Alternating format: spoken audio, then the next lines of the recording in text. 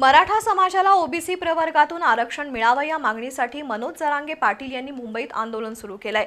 या लढाईला पाठिंबा देण्यासाठी सकल मराठा समाजाच्या वतीनं इचलकरंजीतील शिवतीर्थ परिसरात घोषणाबाजी करत निदर्शनं करण्यात आली।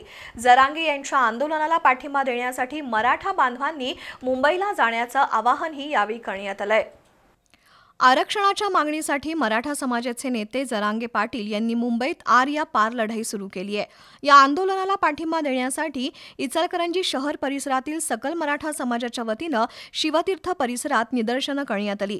यावेळी आंदोलकांनी आरक्षण घेतल्याशिवाय माघार घेणार नाही, करेंगे जीतेंगे हम सब जरांगे यांसह विविध घोषणांनी शिवतीर्थ परिसर दणाणून सोडला।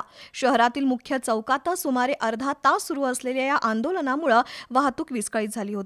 अनुचित प्रकार टाळण्यासाठी आंदोलनस्थळी शिवाजीनगर पोलिसांनी मोठा बंदोबस्त तैनात केला होता।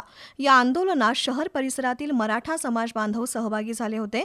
दरम्यान जरांगे पाटील यांच्या मुंबईतील आंदोलनाला पाठिंबा देण्यासाठी भागाभागातून मराठा बांधव स्वखर्चानं मुंबईकडे रवाना झालेत।